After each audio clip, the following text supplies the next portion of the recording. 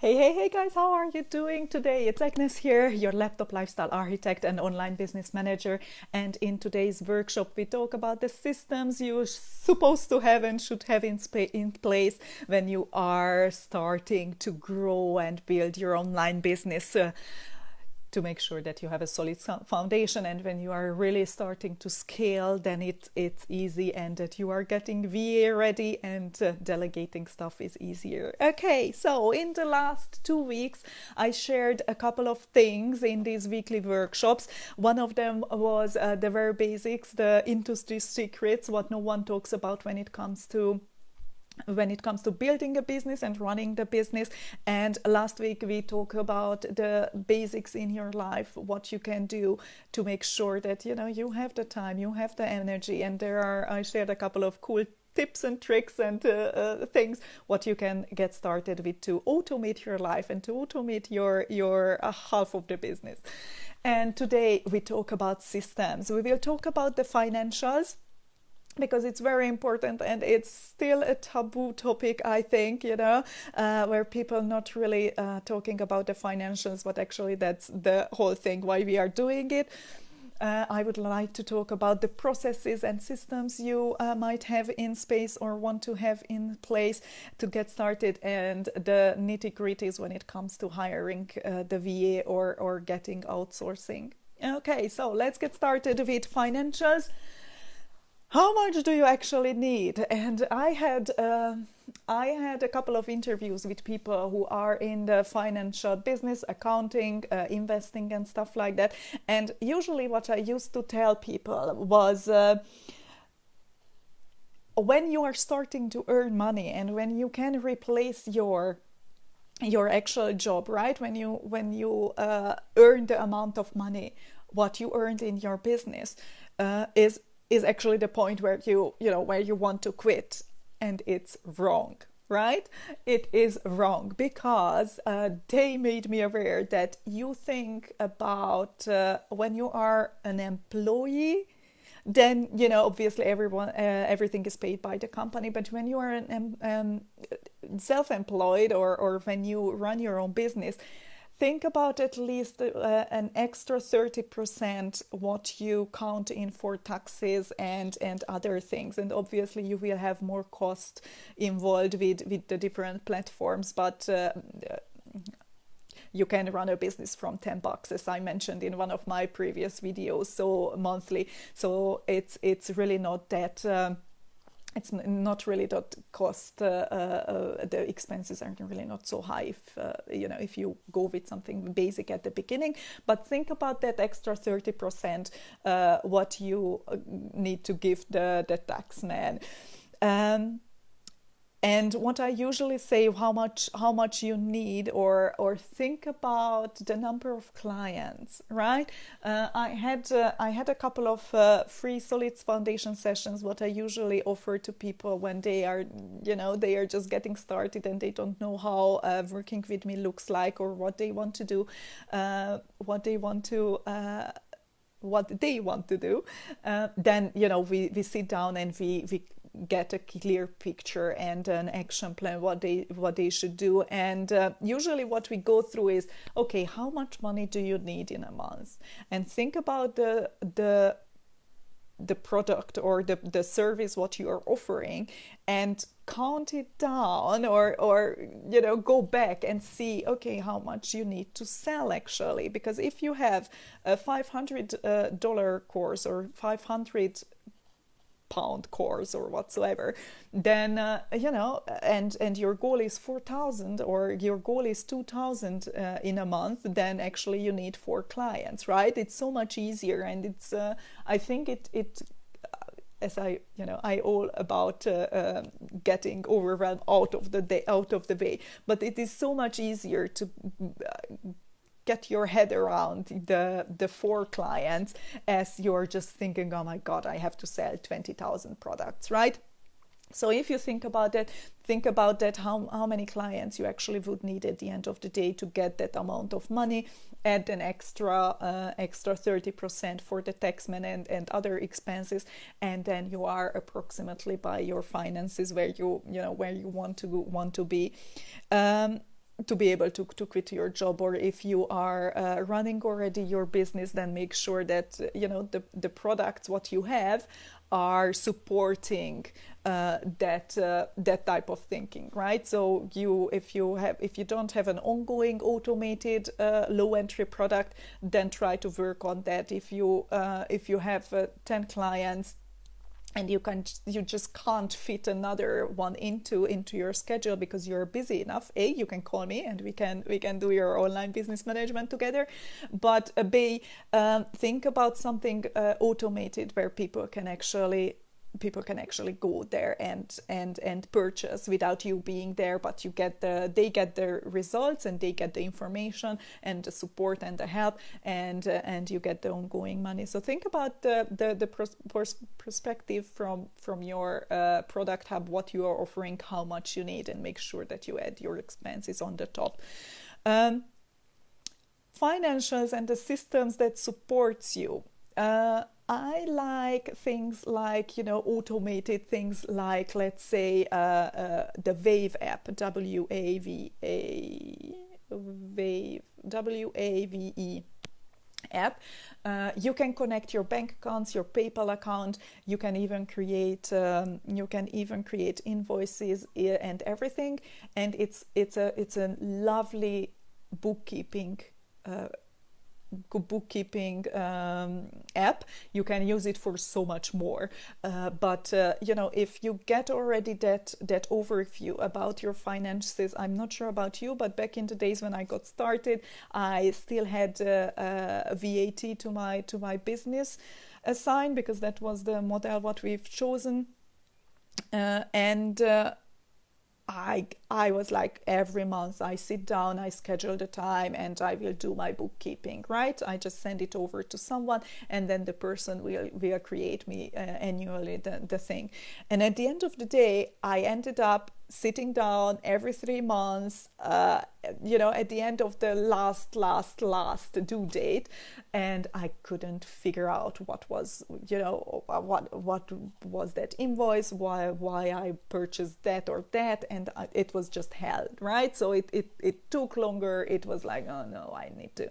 And once I signed up for a system like that, then it was clear, the amounts were there. I can add and even categorize the expenses and the incomes, and it was pretty easy and pretty no-brainer at the end to use that, right? And if they have more functions as well, then it's better. So try to choose an easy for you system where you can connect and handle all of the automated and electronic banking type of things in one place.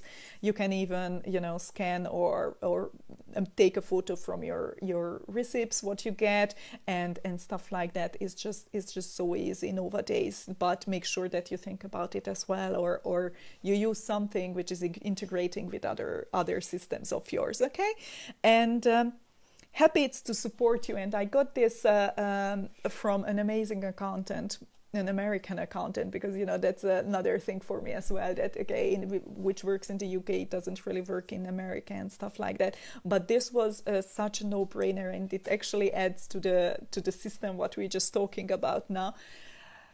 She mentioned that when you go to bed, I'm not sure if you have morning routines or evening routines, but this is something you can add to your evening routine.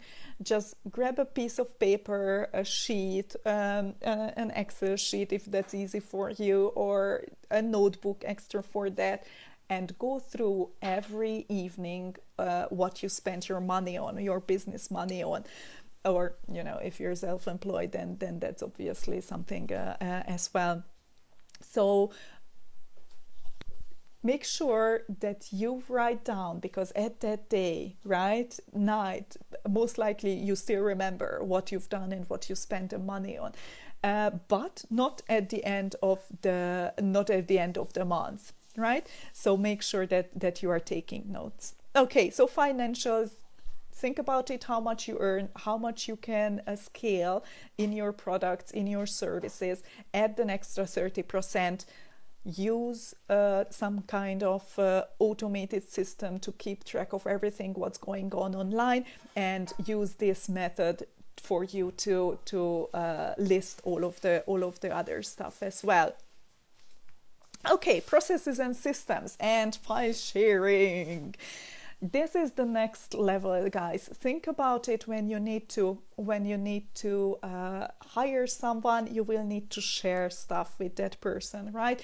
You will need to be able to connect all the different platforms. You will need to be able to integrate this with that.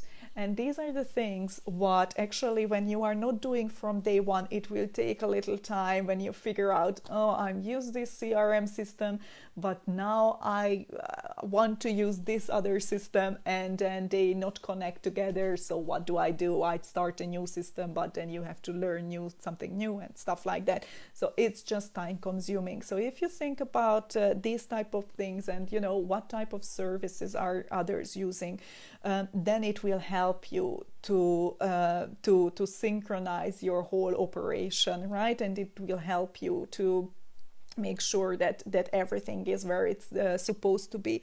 I talk about this all the time because it's so important, guys, that file sharing is very, very important, to make sure that you have your processes in a Google sheet where you can give the permission to people to edit or just comment, or even just view, because you will need that in the future. And it's the same. You can create a file structure on Google where you can just share, for example, video accountant, just one folder, right? Video designer, just one folder. Your accountant don't need to have the permission for the branding elements, right? Because why would they?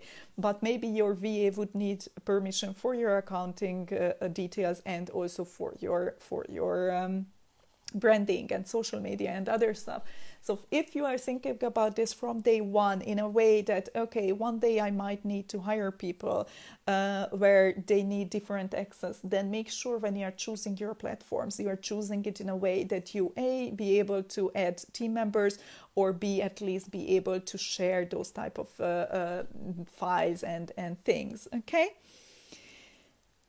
And the integration part. So make sure what's your big goal, and make sure that everything is connectable, and the data can go from one way and to the other way. If you are thinking about the processes and stuff what you are doing daily, write down all the processes. I was just talking about this today in one of my lives on my profile. Write down everything what you do daily. Once you have a clear picture what you are doing daily, what you need to do weekly, monthly, quarterly, whatsoever, right? Then you can put it like the little post-its. You can put it in a way in a content calendar or process calendar, or your own calendar, to make sure that, okay, now I'm doing this and this, every now and then I need to do this and this, then I try to combine them. And also, if you're doing something, I'm working on my blog post, I like to have my content creation done in one day, for at least for a week. But if I'm really in flow, then for the whole month, I have my posts out of that. I have my quote images, I have my live topics, I have my workshop topics and everything, right? My blog post to everything. And then the next day, because most likely when I'm creating, 12 pages of content, most likely I'm done for that day. What I do then after that, I'm creating the images later on. I'm publishing the blog post on a different day. So you will go into this schedule, but that's once you are clear, right? That's once you are clear on what you are doing and what strategy you are using, what you need to do only once, right? Because finishing your website is a one-time thing. Hopefully you will need to add changes and stuff like that, but that's not the point. The point is, right, you don't need to do it once it's done. Creating a landing page or a funnel is a one-time thing as well. Once it's done, you can just use it, and then you can concentrate on social engagement and stuff like that. But there are things what you need to do daily and weekly or monthly, for example, like statistics, right? To be able to make that educated decision, you have to know your numbers and what is working and what's not working, and you can create then your content, your funnels, your products, your freebies according to that. See what's working and what's not. And from there, outsourcing will be easy as well. And I know you might be, yeah, Agnes, that's further down the road. But believe me, if you do it with the big end goal in mind, it will come sooner, and it will be easier. It won't need to be an expensive trial and error. And with that said, we arrive to hiring a VA. This is a biggie, guys, and I used to work with for a VA company where I actually, at the end became the vertical lead for VAs and got involved in hiring them and managing them. And what I realized is that we should use VAs only for their superpower. Most of the time, you are running your busy business. You hire someone because you know that outsourcing is already a thing, and I'm really happy about it. But you sit in this messy business what you can handle, but at the moment when a person comes in, that person needs to understand everything, and you are just like, oh, handle social media, handle content distribution, handle this and that, support emails and everything. And then obviously the person sits there and okay, how do you do that? What platforms are you using? What do you usually, post here? And what are you doing? Are you posting that this time? Is it important for you? Blah, blah, blah. So at the end of the day, you try to push everything to the person. She sits there and she is panicking, right? Because she is not clear. The actual delegation process is not really gone as it supposed to. And from there comes procrastination. From there comes missing the due dates. From there comes everything else.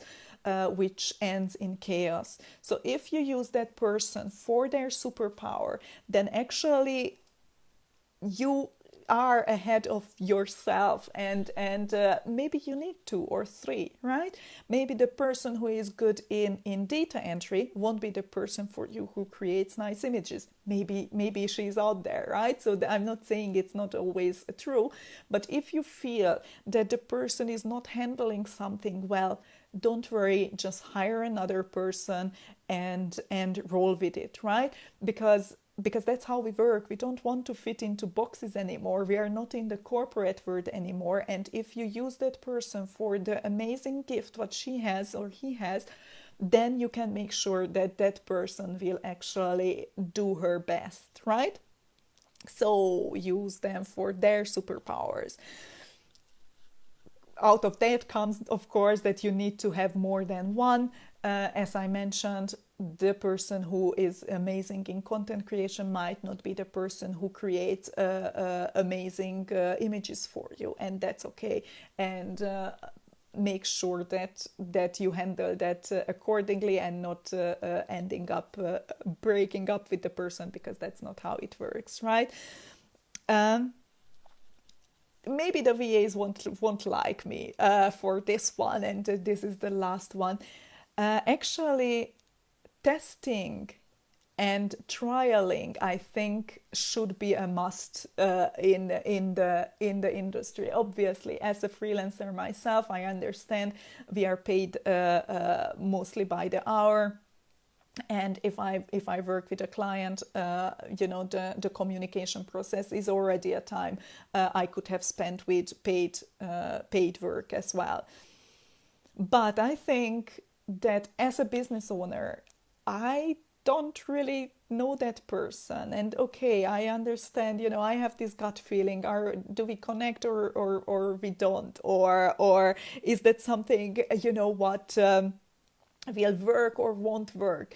But at the end of the day, how that person works is something you want to try out, right? So I think asking for a trial or asking before signing the contract to test out, test drive the VA, it will help. And also, obviously, once you have your processes, then actually it's supposed to be just that easy to hand over a task, right? Because if you have already the process written down, how you do it, then handing it over, the VA can go through the step-by-step process. You should have your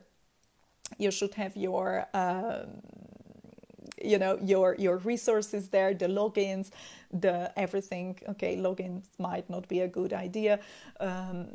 Disclaimer, right? It's your own risk, but the resources are there. The big picture description is there, and everything is there what the person needs, right? So from there, handing over a task, the VA goes through if she has any questions, or you have to hop on a call because of the platform needs a code like Google needs, right? If someone logs in, then it sends a text to you. And it's just easier if you do it live and the person is in, and it's not a problem anymore. So things like this might need, and then you walk the person through as well. You can have a short communication, but it doesn't need to be the ping pong, right? What we usually do with oh, I need a code. Oh, okay, I sent it to you. Oh, it's too late. Let me send you a new one. And so on and so forth. And oh, I don't get that. Oh, I don't have access to that. Oh, what comes next, right? You just go through the steps, and if the person still doesn't understand, then obviously you can communicate more or make the process clearer or go through again. But to make sure that outsourcing is at the end so easy, you do need to do your homework, and you do need to, in your own sake as well, right? Write everything down as it is and as you are doing it. Also, what I learned from my previous favorite boss, Ari Meisel, the Optimize, Automate, Outsource author, that you need to know what you're doing before you are actually automating it, right? So once you have the step by step, you can check out different platforms and different services who might be able to automate that part of the process, and for the other things you can hire a VA. So make sure that you know your processes and that you know what you are doing, because it will make outsourcing and managing your own business so much easier. Okay, guys, so the systems, what you have to have in place to make sure that you build a solid foundation, and to make sure that you are actually be able to scale and get VA ready when it's that far in your business. Financials, get into the habit of writing everything down at night. It's just 5 minutes that you grab your notebook and then you write everything down. Find a system which does the heavy lifting for you of bookkeeping and accounting, and think about the products what you are selling, to make sure that your product hub is supporting your lifestyle and it's not the other way around. In the processes and systems, make sure that the solid foundation is on file structure and is on the file sharing options what you will use later on. So using something like Google or Dropbox is a great tool. Think about the processes, the monthly, the weekly, the daily tasks, what you are doing, and start to write those down. Make sure if you are choosing some kind of systems and platforms that it integrates with most of the platforms what you are using, to make sure that you don't end up recreating when you are joining another platform the whole system and your whole automations. Okay, and when it comes to hiring, please make sure that you are ready to delegate the task. If you did the previous couple of points, then you will be. Make sure that you are using the VAs for their superpower, and you don't need to have only one, right? If you're using one person for what they are good at, they will bring you, the word. They will really appreciate that you don't want them to do things what they are not familiar with. Learning is in the business, is in the VA business. You need to learn and you need to expand, and obviously it's hard to say no to someone who is paying, right? But if you see that there is a problem, communication obviously is the key, and make sure that you ask, you are not offensive. If there is a delay, if there is always a delay, if there is some kind of procrastination, the task is not clear, the person doesn't really like what she is doing, or there is some kind of something. Hire another one, not replace the one, because if she's doing something well, then just leave that task with her and hire for other type of things. Most likely the problem is that maybe she is a data entry person. Nothing wrong with that. Let's use her for things what actually needs the attention for details and these type of things for numbers. And let's use other people for other stuff. And test them. Ask them if you could test ride the service, because that's very important. Okay, guys, I hope it helps. Let me know in the comments if you have any questions. Next week, we are going into 3 different systems to automate your business, to make sure that if you have those processes and if you have those platforms and habits already, then you can automate the heck out of your business and just scale it, because you will have time for do amazing things for your clients. Thank you very much, guys. Have an amazing day and speak to you soon. Bye.